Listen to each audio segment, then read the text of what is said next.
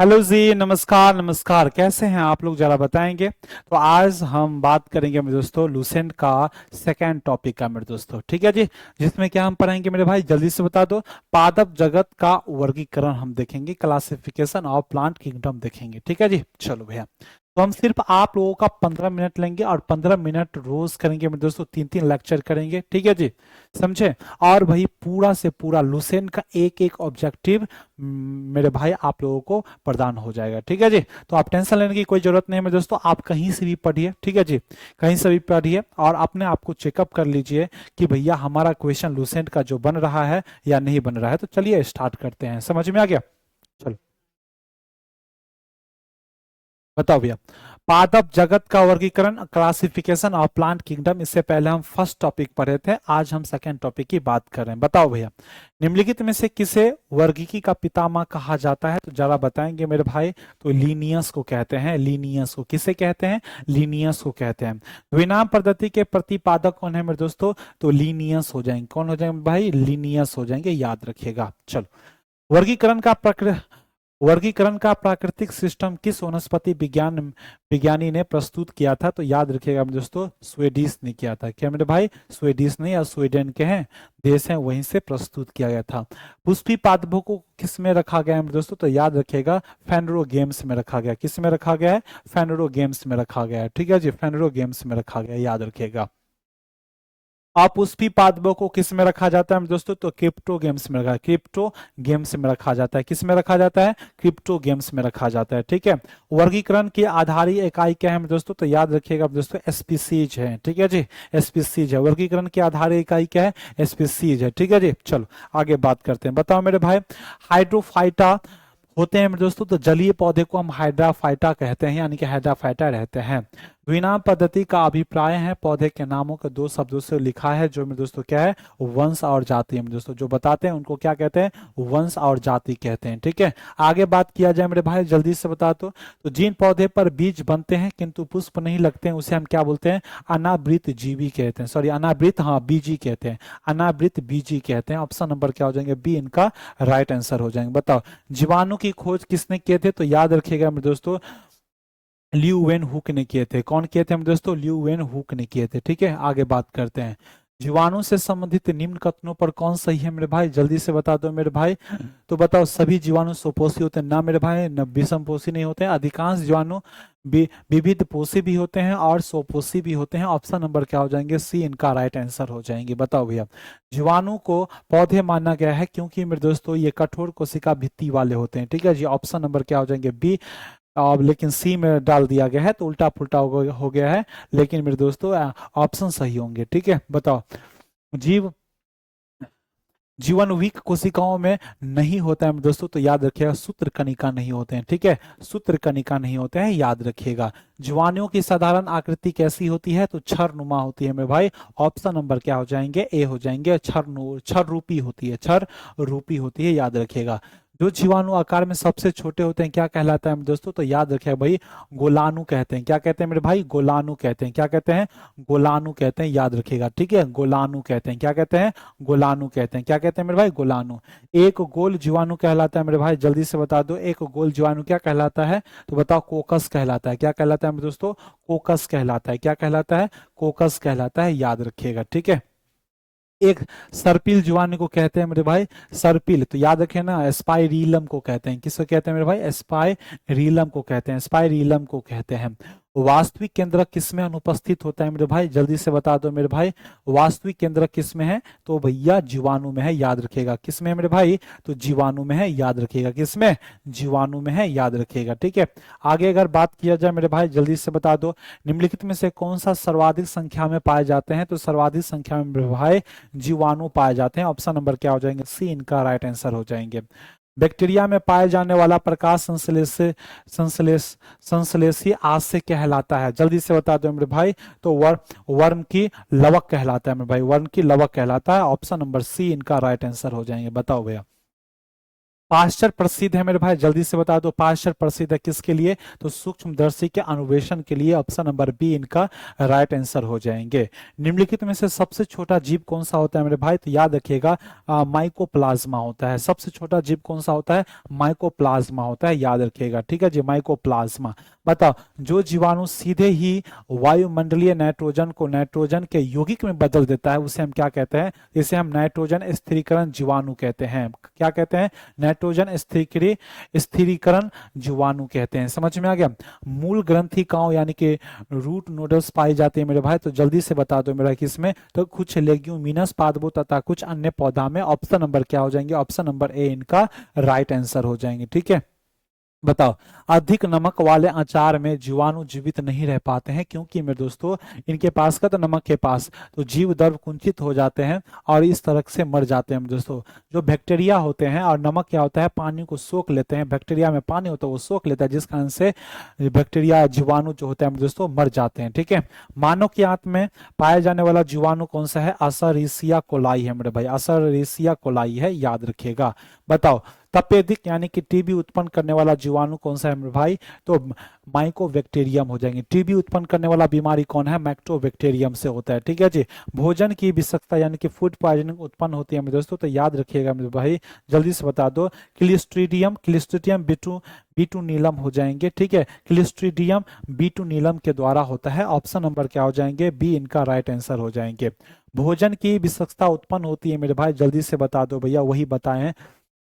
क्या हो जाएंगे, क्लोस्ट्रीडियम बीटू नीलम के द्वारा हो जाएंगे। एंटीबायोटिक अधिकांशतः प्राप्त होते हैं दोस्तों, बताओ, एंटीबायोटिक जो होते हैं भैया जीवाणु से ही प्राप्त होते हैं। किससे प्राप्त होते हैं, जीवाणु से प्राप्त होते हैं। ठीक है जी, जल्दी से बता दो, ऑप्शन नंबर क्या हो जाएंगे, सी इनका राइट आंसर हो जाएंगे। बताओ भैया, यदि एक जीवाणु कोशिका प्रति 20 मिनट में विभाजित होती है, 1 मिनट, देखो देखो ये 2 भागों में विभाजित हो गया, तो ये भी 2 भागों में, ये भी मेरे दोस्तों 2 भागों में, ये भी इसका 2 भागों में, ये भी इसका 2 भागों में, ये भी मेरे दोस्तों 2 भागों में, ये भी 2 भागों में। तो बताओ भैया 2 घंटों में कितने जीवाणु बनेंगे, तो याद रखिएगा ऑप्शन नंबर क्या हो जाएंगे, ऑप्शन नंबर डी यानी कि 64 हो जाएंगे। ठीक है जी, 64 हो जाएंगे, याद रखिएगा। ठीक है, नाइट्रोजन यौगीकरण में निम्नलिखित में से कौन सी फसल सहायक है, जल्दी से बता दो, मूंगफली होते हैं यानी कि फली। ऑप्शन नंबर क्या हो जाएंगे, सी इनका राइट आंसर हो जाएंगे। ठीक है, आगे अगर बात किया जाए, बताओ, नाइट्रोजन स्थिरीकरण में लेगहीमोग्लोबिन का क्या कार्य होता है दोस्तों, तो जल्दी से बता दो, ऑक्सीजन का अवशोषण होता है। नाइट्रोजन स्थिरीकरण में लेगहीमोग्लोबिन का क्या कार्य क्या होता है मेरे भाई, ऑक्सीजन का अवशोषण करना। ठीक है, चाय की पत्तियों में क्यूरिंग में किसका उपयोग किया जाता है, जल्दी से बता दो, जीवाणु, कवक, विषाणु, शैवाल। क्या हो जाएंगे इसका आंसर, जल्दी से बताएंगे मेरे भाई, बताओ भाई, जल्दी से इनका आंसर बताएंगे, बताओ क्या हो जाएंगे, क्या हो जाएंगे मेरे भाई, तो जीवाणु हो जाएंगे। ठीक है, ऑप्शन नंबर ए इनका राइट आंसर हो जाएंगे। मृदा में धान की पैदावार बढ़ाने वाला मुक्त जीवी विषाणु कौन सा है मेरे भाई, तो जल्दी से बताओ, इनका भी आंसर बताओ भाई। 34 का क्या हो जाएंगे, बताओ, जल्दी से बताओ मेरे भाई, 34 का क्या हो जाएंगे मेरे भाई, ए ना बीना हो जाएंगे, याद रखिएगा। पर प्रशीतन खाद्य परीक्षण में मदद करता है मेरे भाई, जल्दी से बता दो, जीवाणुओं को मारकर जैव रासायनिक अभिक्रियाओं को दर को कम कर, तो ऑप्शन नंबर क्या हो जाएंगे, बी इनका राइट आंसर हो जाएंगे। 35 का क्या हो जाएंगे मेरे भाई, बी इनका राइट आंसर हो जाएंगे। बताओ भैया, दही जमाने में निम्नलिखित में से किस सूक्ष्म जीव का प्रयोग किया जाता है, तो याद रखिएगा मेरे भाई, इसका प्रयोग किया जाता है लैक्टोबैसिलस में। ठीक है जी, लैक्टोबैसिलस, दही जमाने के लिए कौन से बैक्टीरिया यानी कि सूक्ष्म जीव का प्रयोग किया जाता है, लैक्टोबैसिलस में। निम्नलिखित में से किसके द्वारा दूध खट्टा हो जाता है, तो याद रखिएगा बैक्टीरिया के द्वारा मेरे दोस्तों दूध जो है खट्टा हो जाता है। ठीक है, दूध खट्टा बैक्टीरिया के द्वारा हो जाता है। ठीक है, बताओ भैया, दूध के दही के रूप में जमने का कारण क्या है मेरे दोस्तों, लैक्टोबैसिलस है। ऑप्शन नंबर सी इनका राइट आंसर हो जाएंगे। निम्न में से कौन सा सहजीवी नाइट्रोजन यौगीकरण के जीवाणु है, तो याद रखिएगा मेरे दोस्तों, बताओ भैया, राइजोबियम हो जाएंगे, और बताओ भैया, ओजोटोबैक्टर हो जाएंगे, एंथोमोनास हो जाएंगे, तो 39 का क्या हो जाएंगे मेरे भाई, जल्दी से बता दो, राइजोबियम हो जाएंगे। ऑप्शन नंबर ए इनका राइट आंसर हो जाएंगे।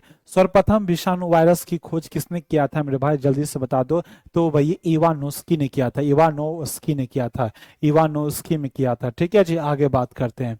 विषाणु माने जाते हैं दोस्तों सजीव निर्जीव के बीच एक ट्रांजिशनल ग्रुप होता है। ऑप्शन नंबर सी इनका राइट आंसर हो जाएंगे। सजीव और निर्जीव के बीच एक ट्रांजिशनल ग्रुप होते हैं, याद रखिएगा। ठीक है, आगे बात करो मेरे भाई। निम्नलिखित में से किसमें एंजाइम नहीं होता है? तो याद रखिएगा विषाणु में एंजाइम नहीं होते हैं।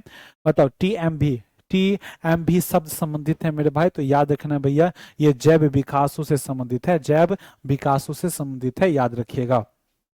बताओ विषाणु वृद्धि करता, भाई विषाणु किस में होते हैं? तो जीवित कोशिकाओं में वृद्धि होता है, समझ में आ गया। विषाणु निर्जीव माने जाते हैं क्योंकि मेरे दोस्तों ये क्रिस्टलाइज हो सकते हैं, इसलिए मेरे दोस्तों। ठीक है जी, क्रिस्टलाइज होते हैं। जीवाणु किस प्रकार के होते हैं? क्रिस्टलाइज होते हैं। ठीक है, आगे बात करते हैं। बताओ भैया एंजाइम अनुपस्थित होते हैं मेरे भाई, विषाणुओं में होते हैं, अभी जस्ट मैंने पढ़ा है।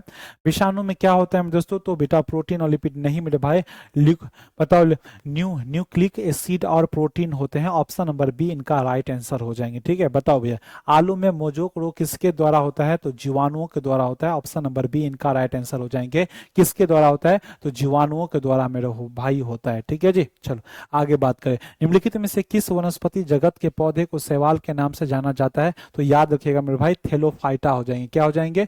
थेलोफाइटा हो जाएंगे। आगे बात करते हैं। तो शैवाल की कोशिकाओं में भित्ति किसकी बनी होती है? तो सिंपल सी बात है सेल्यूलोज की बनी होती है। ऑप्शन नंबर सी इनका राइट आंसर हो जाएंगे। ऑप्शन नंबर सी इनका क्या हो जाएंगे? राइट आंसर हो जाएंगे। हाइड्रा की स्त्रावी कोशिकाओं में कौन सा सहजीवी शैवाल मिलते हैं? तो याद रखें ना नोस्टोक हो जाएंगे। क्या हो जाएंगे मेरे भाई? नोस्टोक हो जाएंगे। कौन सा हो जाएंगे? नोस्टोक हो जाएंगे, याद रखिएगा। बताओ मेरे भाई, बताओ सारगैसो समुद्र का नाम पड़ा है। सारगैसो भाई समुद्र का नाम क्यों पड़ा है? तो याद रखिएगा मेरे भाई किनके द्वारा? क्योंकि मेरे दोस्तों इसमें, बताओ भैया जल्दी से बता दो, शैवाल के कारण मेरे दोस्तों। किसके द्वारा? तो शैवाल के कारण से, याद रखिएगा। ठीक है जी, चलो आगे बात करते हैं। बताओ भाई गलकंड रोग से बचा जा सकता है और कुछ समुद्री खरपतवार खाने के इसका इलाज होता है, क्योंकि इसमें प्रचुर मात्रा में क्या पाया जाता है मेरे भाई? आयोडीन पाया जाता है। क्या पाया जाता है मेरे भाई? आयोडीन पाया जाता है, जिस कारण से। ठीक है, आगे बात करें मेरे भाई, तो जल्दी से बता दो किस शैवाल से आयोडीन प्राप्त होता है? तो लेमिनेरिया से होता है। किससे मेरे भाई? लेमिनेरिया से होता है। किससे होता है? लेमिनेरिया से होता है, याद रखिएगा। ठीक है, बताओ भैया निम्नलिखित में से कौन सा हरा शैवाल है? तो क्लोरोफासी है। क्लोरोफासी है मेरे भाई। ऑप्शन नंबर ए इनका राइट आंसर हो जाएंगे। ठीक है, आगे बात करो मेरे भाई निम्नलिखित में से कौन सा स्वपोषी है? जल्दी से बता दो भैया कौन सा स्वपोषी है? तो मेरे भाई याद रखिएगा शैवाल हो जाएंगे। क्या हो जाएंगे मेरे भाई? शैवाल हो जाएंगे। ठीक है जी, बताओ निम्नलिखित में से कौन सा जैव उर्वरक के रूप में उपयोग किए जाते हैं? तो भैया राइजोबियम भी है, नीलहरित शैवाल भी है, एजोला भी है। उपयुक्त में से डी हो जाएंगे, इनका राइट आंसर हो जाएंगे।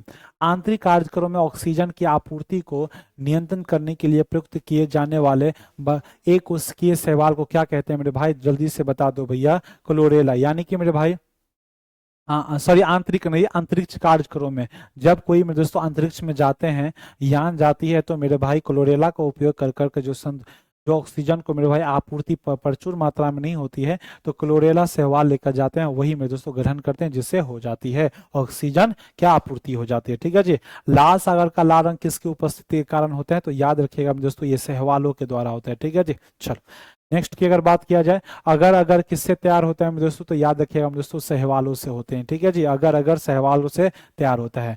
वनस्पति जगत के गैर हरित विषम पोषित पौधों से होता है, तो याद रखेंगे मेरे दोस्तों ऑप्शन नंबर बी इनका राइट आंसर हो जाएंगे फंजाई। क्या हो जाएंगे भाई? फंजाई।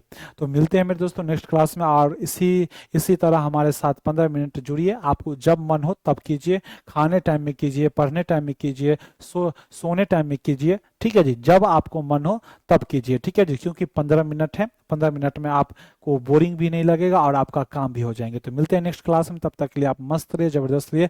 जय हिंद सभी को।